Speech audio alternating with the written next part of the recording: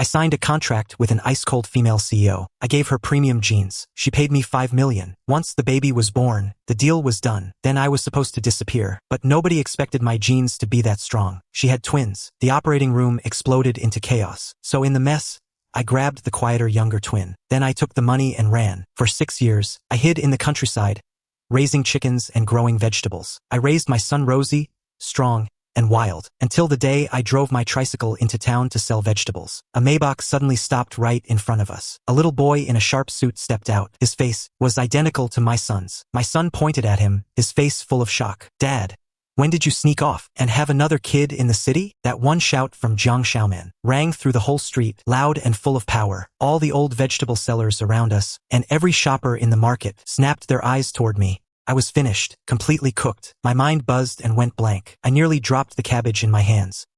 Cold sweat rolled down my forehead. I never dreamed in a million years that 6 years of idyllic rural life would end today in such a socially devastating way. Beside the Maybach, that boy in the little suit and bow tie, a miniature version of a powerful CEO, was looking at us with the same shock as my son, but with an added layer of scrutiny and curiosity. And behind him, the car door opened once more. A long leg in black stockings stepped out first. Then came the face etched into my DNA, the face that haunts my nightmares. 6 years later, she's still the same. Face like frost, a gaze that could freeze a man solid. The only difference was, on that eternally frozen face of hers, a tiny crack had appeared. Her gaze first landed on Jiang Xiaoman's muddy little face, which looked exactly like mine. Then it slowly shifted to the boy in the suit. Two identical boys, one in patched jeans and a t-shirt, looking like a little mud monkey, the other in a haute couture suit, looking like a prince. The air seemed to freeze. I felt my heart racing at 180 beats per minute. "Dad, say something. Do you have another family in the city? How could you do this to me and my wife Wang Dehua? You brat. Since when was I involved with Wang Dehua? That's the village chief's dog." I clamped my hand over Jiang Xiaoman's mouth, forcing a smile that looked worse than crying. "Kids say the darndest things, right?" Qin Bing ignored me. Her gaze was like two sharp scalpels, slicing through me and Jiang Xiaoman. The two bodyguards behind her were silently closing in.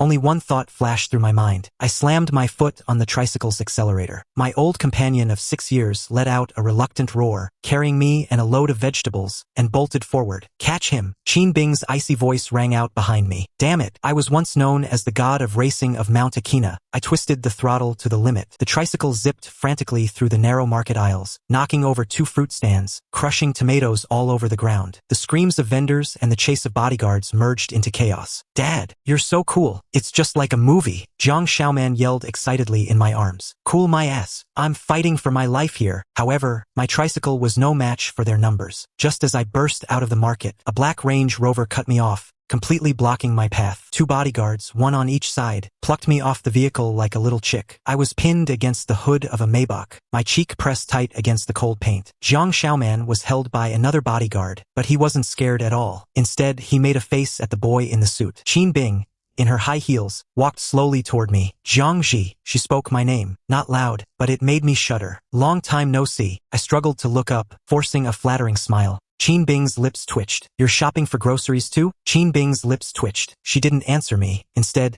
she crouched down, looking at Jiang Xiaoman in the bodyguard's arms. She reached out, as if she wanted to touch his face. Jiang Xiaoman shrank back, looking at her warily. "Who are you? I'm warning you, don't even think about being my stepmother. My dad belongs to Wang Dehua. Let me be clear, Wang Dehua is a dog." Qin Bing's hand froze in midair. She took a deep breath. She stood up. Her gaze fell back on me. That look, as if she wanted to tear me apart. 6 years ago, I gave birth to twins, right? Qin Bing's voice was calm, but beneath that calm was a volcano about to erupt. I felt the bodyguard's grip on my shoulder tighten. "Admit it and I'm dead. Deny it and I'm still dead. Might as well lie to the end." My eyes darted, immediately putting on a shocked, innocent face. "Twins? Qin Bing, what are you talking about? I have no idea what you mean." I pointed to Jiang Xiaoman, with a sincere expression. "This is my nephew. My brother and sister-in-law died in a car crash. I worked my heart out to raise him. It hasn't been easy." As I spoke, I tried to squeeze out a few tears. "Look at this boy. See how much he looks like me? They say nephews resemble their aunts, and nephews resemble their uncles." Before I could finish, Jiang Xiaoman had enough. "Dad, what nonsense are you talking? Since when did you have a brother? My grandparents have been gone for ages. Damn it, this traitorous son of mine. I wished a hole would open up and swallow me whole." This is Qin Zhao's birth certificate. The hospital records from that year. Her gaze locked onto me. The records show the baby boy in incubator B, 3 hours after birth, went missing. Too careless. I was too focused on escaping back then. I forgot to destroy the evidence. Coincidence. This must be a coincidence. Qin Bing didn't waste another word. She gave a direct order to the bodyguards. Take them back to Cloud Top Villa. Also, contact lawyer Zhang. I want a DNA test immediately. Yes, ma'am. Like a criminal, I was hauled by 2 bodyguards and stuffed into a Range Rover. Jiang Xiaoman was carried in too. He wasn't scared at all. He curiously felt around the leather seats. Dad, this car is way more comfortable than your tricycle. Just not as fast as yours. Fast for what? We're still stuck in traffic. Silence all the way. The convoy drove straight to an elite residential area in the suburbs. Cloud Top Villa. You can tell how expensive it is just by the name. The car stopped in front of a villa that looked like a castle. Jiang Xiaoman and I were invited into the living room. The room was so huge you could host a sports meet in it. The crystal chandelier on the ceiling made my head spin. Jiang Xiaoman let loose the moment he entered, rolling around on the carpet several times. Qin Bing sat on the main sofa. A little boy named Qin Zhao sat quietly beside her, holding a tablet in his hand. His eyes occasionally flicked toward Jiang Xiaoman,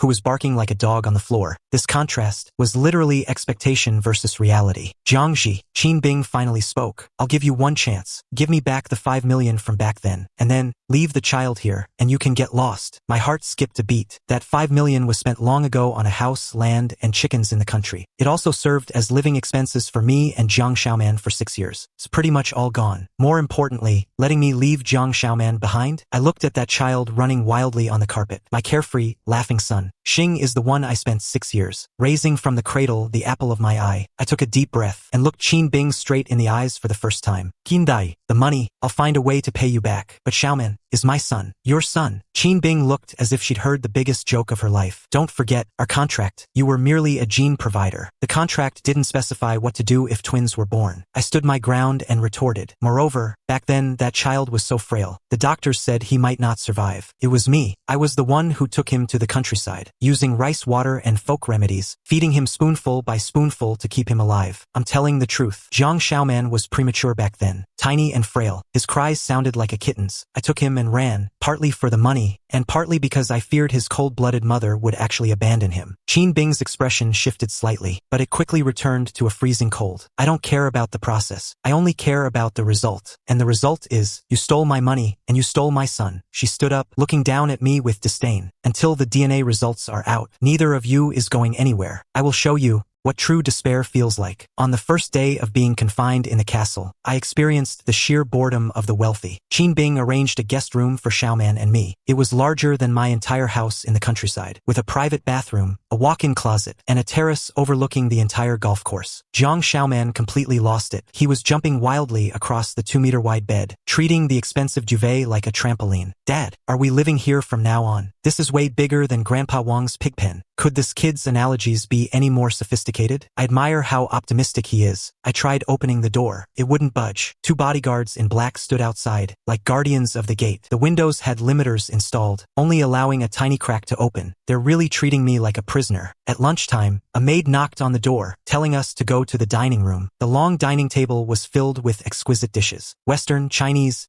Japanese, everything was there. Qin Bing sat at the head of the table. Qin Zhao sat to her left, quietly cutting a steak with a knife and fork. Xiaoman and I were seated opposite them. Xiaoman had never seen anything like this. He grabbed a giant Australian lobster and tried to stuff it into his mouth. Xiaoman, spit it out. I quickly stopped him. Eating with your hands, what do you think you're doing? As I spoke, I skillfully picked up the utensils, helping him shell the lobster meat and placing it on his plate. Thanks, Dad. Jiang Xiaoman gave a sweet smile, picked up a piece of lobster with his fork, but didn't eat it. Instead, he held it up to my mouth. Dad, you eat first. My heart warmed. I opened my mouth and ate it. Opposite us, Qin Bing, her hand holding the knife and fork, paused slightly. She watched the interaction between father and son. Her gaze complex. Qin Zhao, sitting beside her, also stopped moving, watching us in silence. Ahem. Qin Bing cleared her throat, breaking the silence.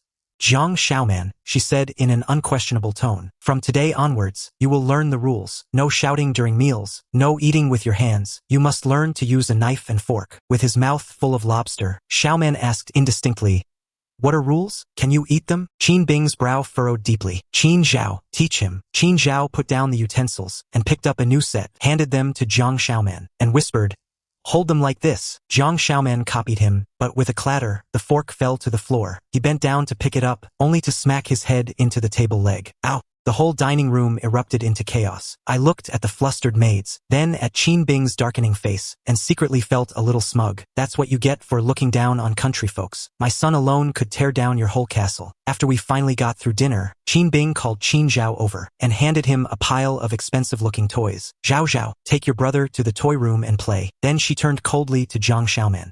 Those are all yours. Take whatever you like. This was blatant sugar-coated bribery. Alarm bells went off in my head. Trying to corrupt my pure son with money? Not a chance. The two identical boys stood together officially for the first time. Qin Zhao held a transformer, looking a little lost. Jiang Xiaoman circled around him once, then reached out and felt his clothes all over. This fabric feels pretty nice. Much softer than my dad's undershirt. Qin Zhao blushed from being touched like that and whispered, "It's silk. Come on, I'll take you somewhere fun." Quickly followed. I watched Jiang Xiaoman drag Qin Zhao all the way to a big tree in the villa's backyard. Watch closely. Jiang Xiaoman rolled up his sleeves, rubbed some water on his palms, and climbed up the tree in a flash. He sat steadily on a branch, waving at the stunned Qin Zhao below. "Come up. The view is great up here." Qin Zhao raised his head, his face full of longing, but also a little scared. I've never climbed a tree. What are you scared of? I'll teach you." Jiang Xiaoman acted like a little teacher. "Grab here.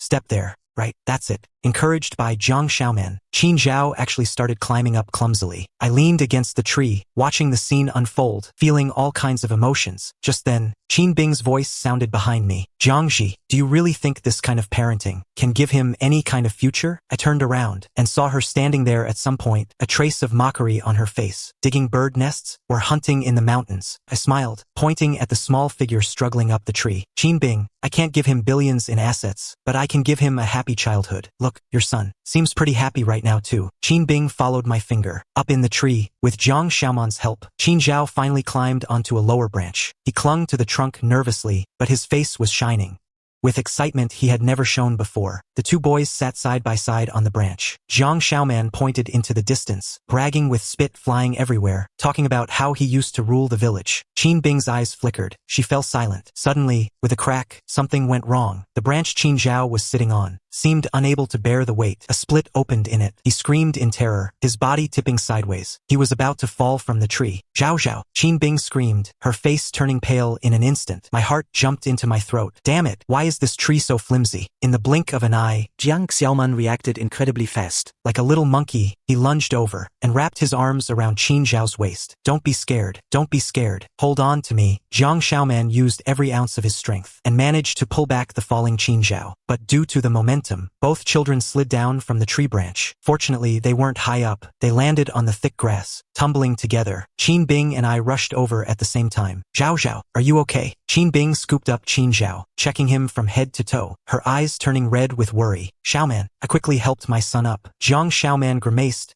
rubbing his backside. "My butt is smashed to pieces." But he immediately looked at Qin Zhao, asking with concern, "Hey, little suit, are you all right?" Still shaken, Qin Zhao shook his head, then looked at Jiang Xiaoman and whispered, "Thank you." This was the first time he had initiated a conversation with him. After checking him over, Qin Bing saw that Qin Zhao only had some scratches on his hands, and finally breathed a sigh of relief. But she immediately turned her fury toward me. "Gongxi, is this what you call a happy childhood? Letting him take my son on an adventure? If anything had happened to Zhao Zhao today, I'd make sure you spent the rest of your life in prison." Holy crap, this woman is completely unreasonable. Before I could even argue, Jiang Xiaoman spoke up first. "It's not my dad's fault. I'm the one who wanted to climb the tree. A real man can handle a little fall. I fall every single day." He puffed out his little chest, standing in front of me, like a little rooster protecting his hen. "And I even saved him. You should be thanking me." Qin Bing was stunned by his boldness. She looked at this child who looked exactly like her own son, yet was full of such rebellious energy, and for a moment she was speechless. Just then, Qin Zhao spoke up softly. "Mom, don't blame him. I wanted to climb it myself." Qin Bing's face turned pale, then flushed. This was probably the first time she'd been betrayed by both sons at once. Finally, she let out a cold snort, picked up Qin Zhao, threw back a "just you wait," and walked into the house without looking back. I knelt down and patted Jiang Xiaoman's head. "Good lad, that was pretty manly of you." Jiang Xiaoman lifted his chin proudly.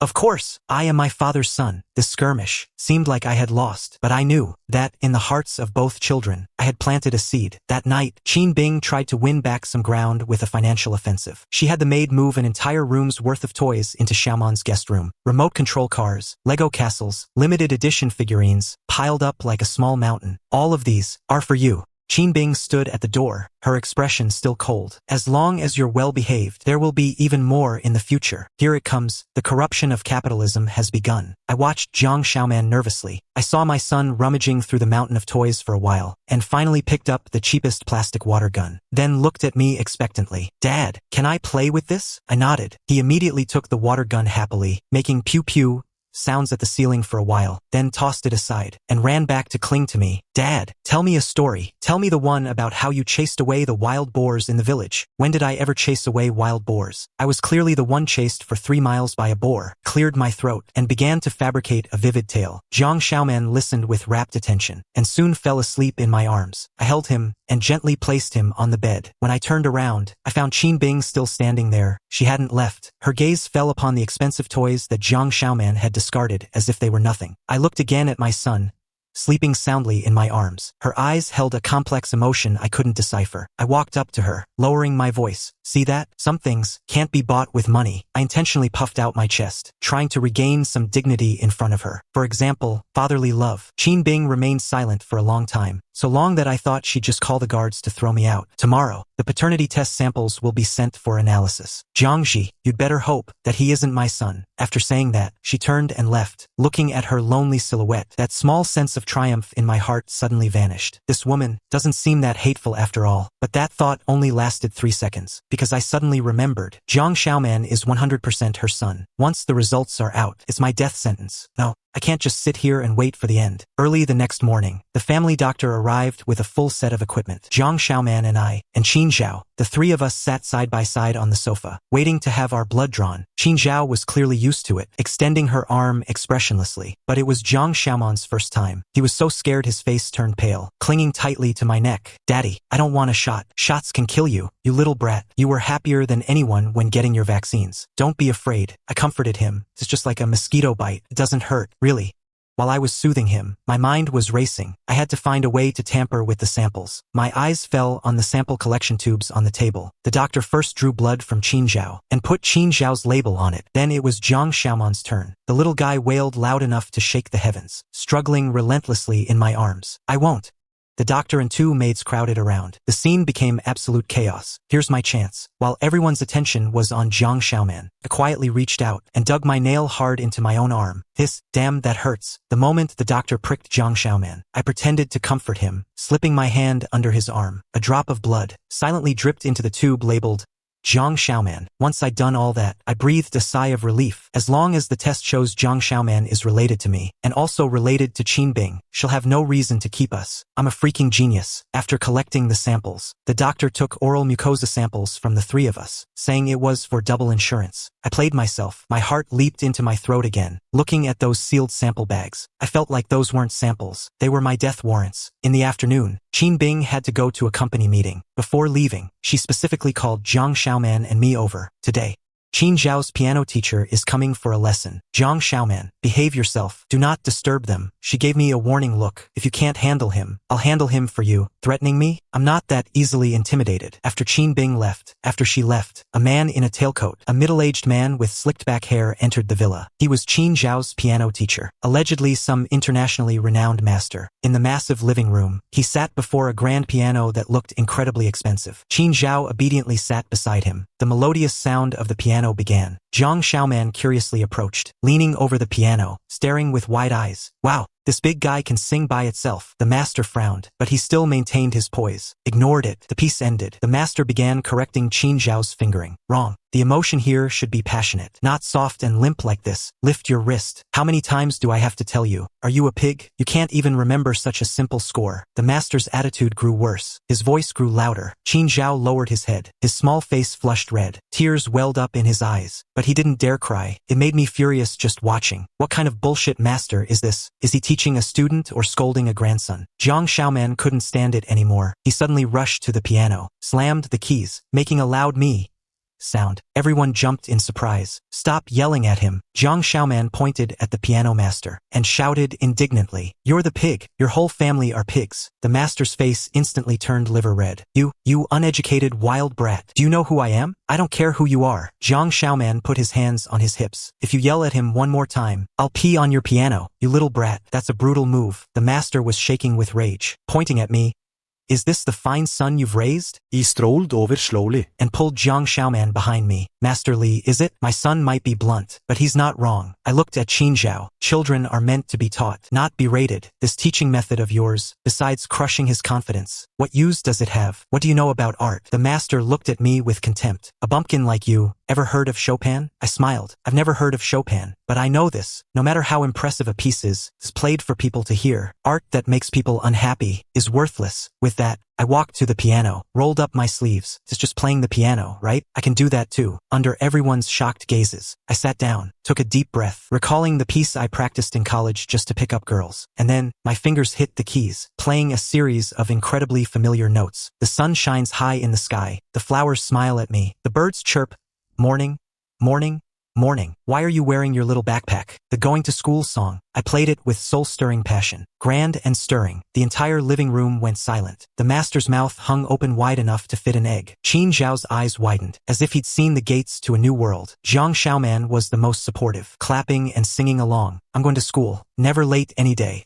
Nice effect. Acting complete." I stood up with flair and raised an eyebrow at the master. "Grand tutor, master, look at my piece. Is the emotion passionate enough?" The master's face turned red, then white. He pointed at me, stuttering, You, for a long time, but couldn't say a single word. "TSK. He suddenly flicked his sleeve. "This is simply defiling art." With that, he grabbed his bag and stormed out. Before leaving, he left a threat. "As for Xu Nian, I will report everything truthfully." Report away. Who's afraid of whom? Once the master left, Qin Zhao immediately looked at me with admiration. "Uncle, you play so beautifully." "Of course I do." Patted my chest. "Want to learn? Uncle will teach you. Want to?" And so, for the rest of the afternoon, in the luxury living room of Cloud Peak Villa, the catchy melodies of Two Tigers, Twinkle Twinkle, and I'm a Painter echoed non-stop. Jiang Xiaoman was in charge of singing and dancing. I was in charge of the piano, and Qin Zhao was in charge of clapping. The happiness of three people was just that simple. When Qin Bing finished her meeting and returned home exhausted, this was the harmonious scene of fatherly love she found. She stood in the entryway, watching the two little ones laughing hysterically in the living room, and one adult. For a moment, she actually forgot to be angry. "Mom, you're back." Qin Zhao was the first to spot her, running over happily. "Uncle taught me how to play the piano. It was so much fun." Qin Bing froze. This was the first time she had seen Qin Zhao smile so happily. Her gaze shifted past Qin Zhao, landing on me. That look was no longer purely cold. It held a hint of curiosity and confusion. "Oh, the Ice Queen is finally melting." I gave her a smug smile, but in a split second, her phone rang. She answered the call, and after just a few words, her expression instantly darkened. "What did you say? He offended Master Li and drove him away? And played children's songs all afternoon? Fine. I understand." She hung up the phone and looked back at me. That look that had just gained a hint of warmth instantly dropped below freezing again. "Seriously, you really have some nerve." I shrugged. You flatter me. Just average. Third best in the world." Qin Bing took a deep breath, forcing down her rage. "Tomorrow, Zhao Zhao School has a parent-child sports meet. You take Jiang Xiaoman along." "Huh?" I was stunned. "Why am I going? I'm his mother." "You'll go. Just act as his other guardian." She seemed to find it hard to say the word father. Most importantly, she emphasized her tone. "Behave yourself. Don't cause me any trouble. Otherwise, you know the consequences." This is like a slap followed by a sweet treat. No, this is a slap followed by an even bigger slap. Attending a parent-child sports meet at an elite school? Isn't that like throwing a common chicken into a phoenix's nest? A public execution. I could already foresee tomorrow's social suicide. The next day, the four of us, driving two cars, marched grandly toward the legendary Royal Kindergarten. The entrance was packed with luxury cars. The parents were all dressed as if they were walking a red carpet. The moment Qin Bing appeared, she became the center of attention, and I, following behind her, I looked like a pretty boy living off a rich woman. Jiang Xiaoman and Qin Zhao held hands, full of curiosity about everything around them. The sports meet began soon. The first event, the three-legged race. Jiang Xiaoman and I were a team. Qin Bing and Qin Zhao were another. Dad, go for it. We'll definitely win first place. Jiang Xiaoman was brimming with confidence. I looked at the limited edition sneakers on Qin Bing's feet, then at my own temporary pair, and felt a bit nervous. The starting gun fired. I immediately shouted 1-2-1, rushing out with Jiang Xiaoman. The two of us were in perfect sync, taking the lead. Just as we were about to reach the finish line, disaster struck. A chubby dad in the next lane slipped and fell straight toward Qin Bing and Qin Zhao. Watch out! My pupils contracted. Almost an instinctive reaction. I loosened the ropes binding my feet and lunged forward in one leap, putting every ounce of my strength into it. I pushed Qin Bing and Qin Zhao away. The two of them stumbled, falling onto the nearby grass, safe and sound. But I was crushed by that 200-pound fat man, pinned firmly beneath him. Oof, my poor back. I felt like my internal organs had shifted. Stars danced before my eyes. The crowd erupted in chaos. Teachers and staff rushed over, scrambling to lift the man off me. Sir, are you okay? I lay flat on the ground, like a dead dog, unable to catch my breath for a long time. Qin Bing forgot all about her image and rushed over, kneeling down to check on me. Jiangxi, how are you? In her voice was a trace of anxiety she didn't even notice. I struggled to lift my head and forced a smile for her. I'm fine. I'm okay. Still alive. It just feels like I've been run over by a tank. Jiang Xiaoman and Qin Zhao ran over crying. Dad, Uncle. The two children hugged me from both sides, sobbing uncontrollably. I looked at them and felt a warmth in my heart, feeling like my back didn't hurt as much. Worth it. This hero saves the beauty move was totally worth it. In the end, I was treated as a casualty, carried onto an ambulance, and rushed straight to the hospital. After a series of tests, fortunately, it was just severe soft tissue bruising in the lower back. No bones were broken. I lay in a VIP ward, enjoying the meticulous care of the maid. Once Qin Bing finished the school matters, she rushed over. She stood by the bed, looking at me with a complex expression. Thank you, she said softly. This was the first time she had thanked me so sincerely. I grinned, trying to strike a cool pose, but it triggered the injury in my back, making me grimace in pain.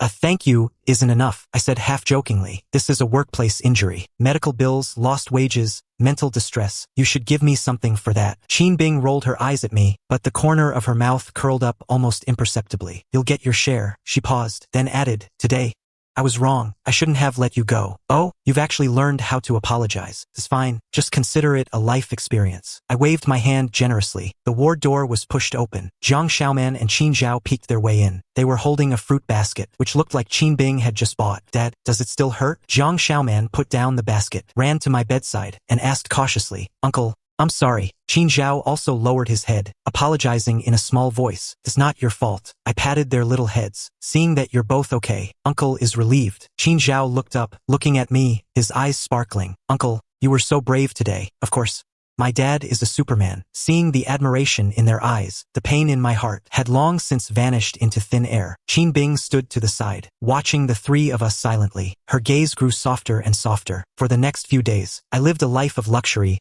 pampered and served. Qin Bing visited me at the hospital every day. Though she didn't say much, she was no longer as prickly as before. The two children became my personal little nurses. Jiang Xiaoman was in charge of telling me jokes. Qin Zhao was in charge of reading me stories. One day, I was listening to Qin Zhao read The Little Prince in his sweet, soft voice. Suddenly, the ward door was pushed open. A man I didn't recognize, a man in a sharp suit, walked in, followed by several reporters, carrying long lenses and cameras. As soon as the man entered, he shouted loudly, I heard you secretly had children, and hid the father in the hospital. Is that true? Flashbulbs began to flicker frantically. I was stunned. Qin Bing's expression changed. She immediately shielded me and the children. Who are you people? Who let you in? Security. Qin Bing. Now, don't get excited. The lead man wore a cunning smile. We just wanted to verify with you that this man is the father of the children, right? And these two beside him are your twin sons? His lens focused on me, Jiang Xiaoman, and Qin Zhao. Oh no, they're business rivals after Qin Bing. I realized immediately, this is a trap. They want to use this scandal to strike at Qin Bing and her company. Qin Bing was shaking with rage, but to protect the children, she could only step back slowly. The reporters pressed closer and closer. Please answer our questions. What is your relationship with this gentleman? When do you plan to reveal the children's identity? Just as they were about to rush the bed, I steeled my resolve and suddenly leaped from the bed, enduring the sharp pain in my waist. I grabbed the kettle from the nightstand and hurled it at the group of reporters. Stop filming, you bastards. Then, I pulled Qin Bing and the two children, pointed to the window and yelled, Jump! Now, I'll cover you. My wild move stunned everyone. The reporters screamed as they were splashed with hot water. Instinctively backing away, Qin Bing was left speechless by my actions. Jump? We're on the 3rd floor. The 3rd floor is nothing. While I ripped the bedsheets down and twisted them into a rope, I spoke rapidly. Back in my village, I've jumped from the 5th floor. You're bragging. The most I've jumped from is the 2nd floor. And I sprained my ankle. I tied one end of the sheet to the radiator pipe and threw the other end out the window. I'll be the rear guard. I pushed Qin Bing and the 2 children, telling them to slide down the sheet. Qin Bing hesitated for a moment, but seeing the growing crowd of reporters outside, she gritted her teeth, picked up Qin Zhao, and was the first to slide down. Jiang Xiaoman followed closely. The little guy was brave, sliding down faster than a monkey. Dad, I'll catch you at the bottom. I watched Qin Bing, the last one to climb out the window, and breathed a sigh of relief. Then I turned around, facing the reporters who had finally recovered, and flashed a provocative smile. I grabbed pillows, fruit baskets, everything I could throw, and pelted them all at once. Come on, let me show you how a country boy does it. After creating enough chaos, I finally grabbed the sheet and leaped from the window. I didn't land on my feet. My butt had another intimate encounter with the ground. This waist injury plus butt injury, a double critical hit. Qin Bing rushed over to help me up. Are you insane? She was both angry and anxious. Her eyes were turning red. Stop talking. Let's go. I limped on one leg, supported by Qin Bing, taking the 2 children, escaped the hospital in a pathetic state, returned to Cloud Peak Villa. Everyone was still shaken. Qin Bing immediately made a call, telling the company's PR department to handle the aftermath. As for me, I lay back in bed once again. This time, I really couldn't move a muscle. Jiang Xiaoman and Qin Zhao stayed by my bedside, their faces full of worry. Dad, are you about to die? Oh, thank you so much, you little brat. After Qin Bing finished her business, she came to my room. She dismissed everyone, leaving only the 2 of us in the room. Jiangxi, today. Why did you do that? What do you mean why? I played dumb. That was self-defense. You know that. That's not what I'm asking. Qin Bing walked to the bedside and sat down. You could have just ignored me. Why did you risk everything to save us? I looked at her. Under the lights, she let her guard down. Her face wore exhaustion and confusion. No longer that haughty, ice-cold CEO, more like an ordinary woman. I remained silent for a while. I didn't do it to save you. Qin Bing's eyes dimmed for a moment. I did it to save my sons. I looked at her. Jiang Xiaoman is your son. Qin Zhao is also your son. They are brothers. I can't stand to see either of them get hurt. Moreover, I paused and grinned. You're my son's mother. I can't just watch you get bullied, right? Qin Bing was stunned. She looked at me for a very long time. Then, she lowered her head. Her shoulders trembled slightly. I saw a single tear fall on the back of her hand resting on her knee. Holy crap, she's crying. I panicked instantly. Hey, don't cry. I was just talking. I've got a big mouth. It's not like you don't know that. I clumsily tried to comfort her, but as soon as I moved, a piercing pain shot through my waist. Don't move. She looked up. Her face had returned to calm, though her eyes were still red. She reached out and gently brushed the hair from my forehead. Her fingers were cold, but when they touched my skin, it felt like an electric current surged through me. My heart skipped a beat. Jiangxi, she said softly, the DNA results will be out tomorrow. My heart sank. The thing I feared most was finally coming. If the results prove that they are both my sons, what do you plan to do? She asked. I opened my mouth, but found I couldn't speak. What to do? I don't know. Run. I've already run away once. Give Xiaoman to her. I can't do that. And so we fell into a long silence, until the sound of Jiang Xiaoman and Qin Zhao arguing drifted in. It's all your fault. You got Dad hurt. It was those bad people. It was you. You're a jinx. You are too. Listening to the 2 children bicker, Qin Bing and I locked eyes, and in each other's eyes, we saw a hint of a helpless smile. Maybe things aren't as bad as imagined. The next day, I woke up to a violent shaking. Dad, look. Jiang Xiaoman held up an envelope, waving it back and forth in front of me. It's the paternity test report. My heart instantly sank to the bottom. Judgment Day has arrived. With trembling hands, I took the envelope, felt like it weighed a ton. Qin Bing stood right beside me, her expression stern. Both children looked at me with nervous faces. I took a deep breath and tore open the seal. Inside were several pages filled with dense technical jargon. I flipped straight to the last page to see the conclusion, based on DNA sequence comparison analysis between the subject Jiangxi and the subject Jiang Xiaoman. No biological relationship exists. What? I snapped my head up, unable to believe my own eyes. I read it again, black and white, crystal clear. Jiang Xiaoman and I share no blood relation. How is this possible? Clearly, then I suddenly remembered, on the day of the blood draw, to rig the results, I had cut my own finger, but in my panic, what I dripped in seemed to be I whipped my gaze toward Qin Bing standing nearby. Could it be her? Qin Bing met my eyes, her gaze calm and rippleless. Just as you wished. Jiangxi, she said indifferently. He is not your son. My mind went blank. Not my son? Then whose is he? Before I could process it, Qin Bing pulled out another document. This is another one. She handed the document to me. I took it and looked. It was the paternity test for Qin Bing and Jiang Xiaoman. The conclusion supported Qin Bing as the biological mother. Just as I thought. So,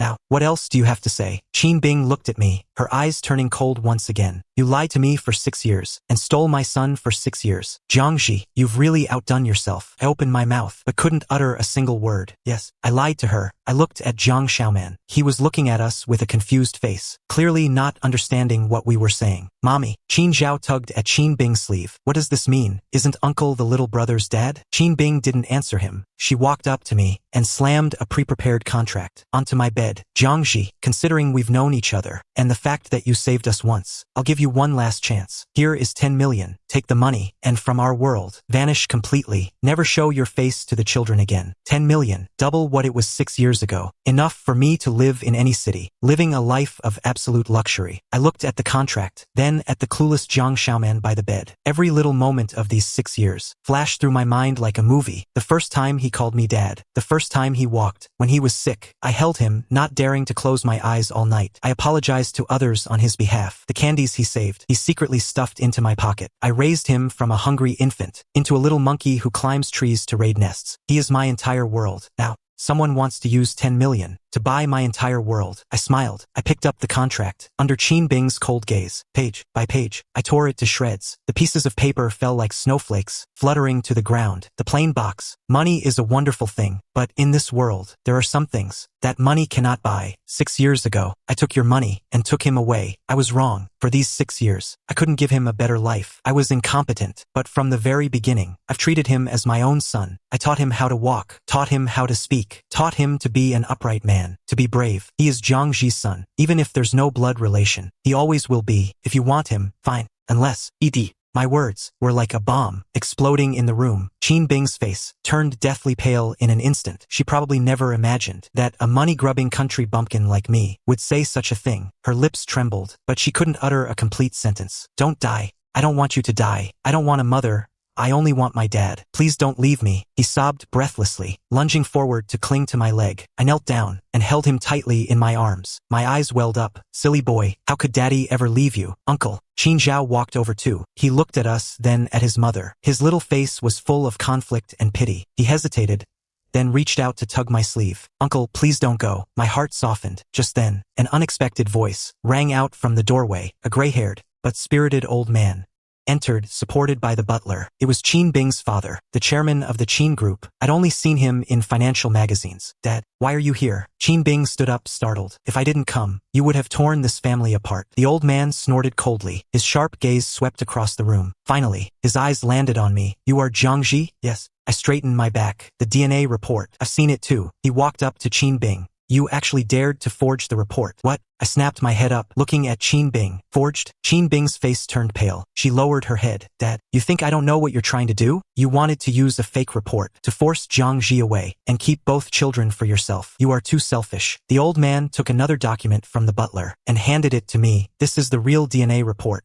I took it with trembling hands. On the conclusion page, it was written clearly, confirming Jiangxi as Jiang Xiaoman's biological father. I felt like my brain was being torn apart by 10,000 huskies. Complete mess. This woman, I pointed at Qin Bing, too furious to speak. What on earth was she thinking? First, she forged a report saying I had no relation to Xiaoman, trying to buy me off. And now, Qin Bing finally spoke. I just wanted to test you. I wanted to know, in your heart, whether money was more important or the child. 6 years ago, for the sake of money, you were willing to abandon everything. I was afraid you'd do it again. I was stunned. So, everything just now was a test she set for me. So, did you get your answer? I asked crossly. Qin Bing didn't answer, but her reddened eyes said it all. Enough. Old man Qin has spoken. The past. Let it stay in the past. The most important thing now is what to do about the children. He looked at me, then at Qin Bing. Both of you are the children's biological parents. Neither of you should be deprived of your rights. My suggestion is that you get married. What? Qin Bing and I screamed in unison. Married? Me and Qin Bing? Is this some kind of sick joke? This old man is more delusional than I am. Dad, what on earth are you talking about? Me and him? It's impossible. I'm not doing it either. I immediately chimed in. I'm used to the freedom of the countryside. I don't want to spend the rest of my life staring at an iceberg. Who are you calling an iceberg? Whoever fits the bill. And we started bickering like a couple of fighting roosters again. Shut up. Both of you. You think I actually want this? If it weren't for my two precious grandchildren, I wouldn't give a damn about you. He pointed at Jiang Xiaoman and Qin Zhao. Why don't you ask them if they want a complete family, if they want their father and mother together? The two children looked at each other and then nodded in unison. Jiang Xiaoman was even more blunt. Yes, I want uncle.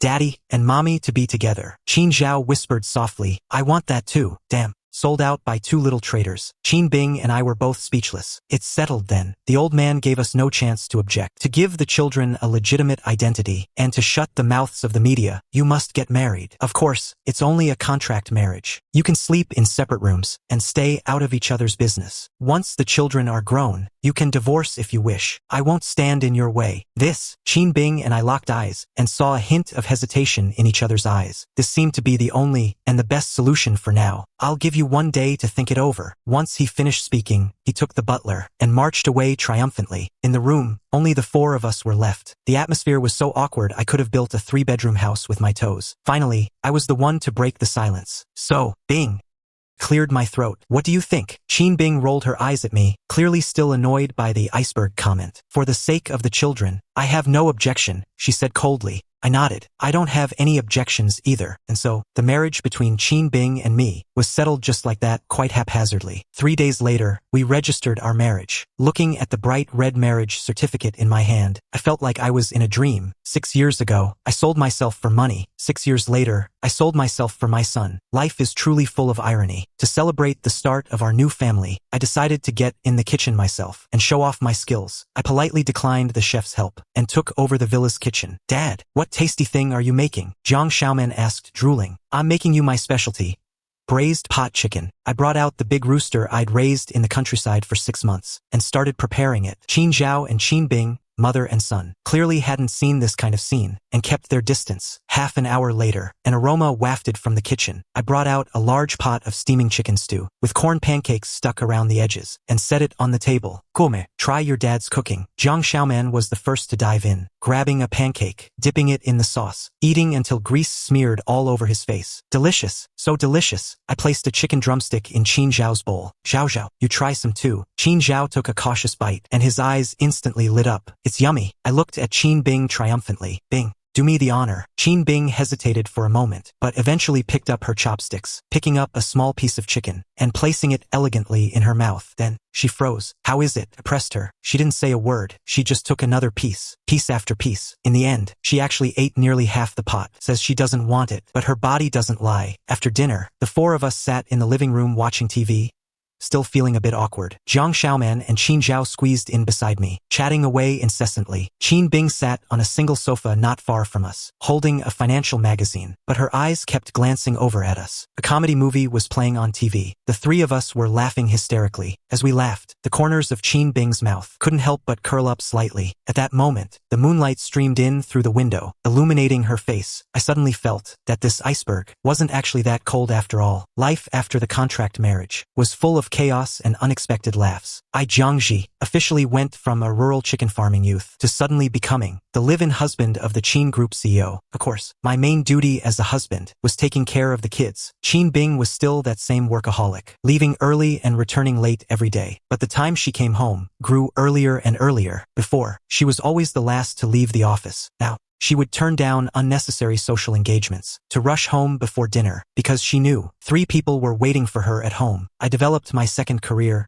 house husband. With my supernatural cooking skills, I successfully conquered the stomachs of the 3 people at home, especially Bing. She complained that my food was too greasy and unhealthy, but she always ate more than anyone else. The relationship between the 2 boys also grew better. Jiang Xiaoman became Qin Zhao's personal bodyguard. Anyone who dared bully Qin Zhao at kindergarten, he would be the first to charge in. Qin Zhao became Jiang Xiaoman's exclusive little teacher, supervising his homework every night and telling him stories, one as active as a rabbit, one as quiet as a maiden, surprisingly harmonious. One day, it was the anniversary banquet of the Qin Group. As the family of the CEO, I was forced by Qin Bing to attend. Wering à Borowed haute couture suit. Standing among the impeccably dressed crowd, I felt completely out of place, feeling like a husky that had wandered into a flock of swans. Qin Bing, on the other hand, was like a queen, wearing a silver evening gown, absolutely dazzling. She linked her arm with mine, navigating effortlessly among the business tycoons. "This is my husband, Jiang Ji." Whenever she introduced me like that, I could feel the looks the tycoons threw my way, a complex mix of envy,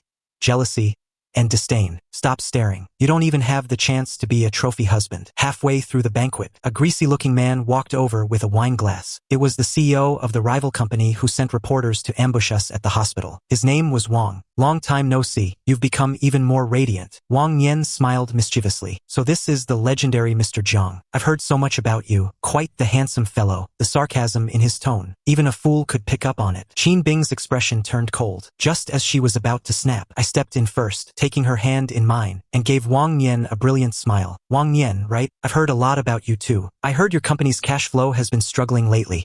That's business for you. There are wins and there are losses. Not like me. Born lucky. I married a wonderful wife. Now I'll never have to worry again." I intentionally tightened my grip on Qin Bing's waist and whispered intimately in her ear, "Honey, don't you agree?" Qin Bing froze instantly, but she still played along and nodded. Wang Yan's face turned green in an instant. My words seemed like I was bragging about living off my wife, but I was actually mocking his failing business, while showing off our affection. Low in damage, but high in insult. "You..." Wang Yan was too enraged to speak. "What you?" I picked up a glass of champagne, swirling it just like he did. "Wang Yan, President Wang, instead of being salty here, you should think about how to pay your employees, lest, when your company goes under, you end up applying for a job with my wife." After that, I pulled Qin Bing and walked away triumphantly. Behind us were Wang Yan's furious curses. When we reached a quiet corner, Qin Bing finally shook off my hand. She looked at me, her eyes filled with complex emotions. "You? What about me?" I raised an eyebrow smugly. "I stood up for you. No need to thank me." Qin Bing remained silent for a long time, then suddenly asked, "What kind of person are you, exactly?" I smiled. "I'm just a farmer, your son's companion, and your legal husband. As for the future, we'll deal with it later." I looked at the brilliant lights of the ballroom, and those 2 little figures eating cake in the distance. "At least for now, I think it's pretty great." Qin Bing followed my gaze, and smiled. That smile was like the first thaw of winter, like spring blossoms blooming. Perhaps that's just how life is, full of unexpected turns and surprises. Who would have thought that an absurd deal 6 years ago would give me such a noisy, chaotic, yet incredibly warm home? I looked at the woman beside me, and my 2 sons nearby, feeling a peace I've never known before. Forget it. Living off my wife doesn't seem like such a bad deal for a lifetime.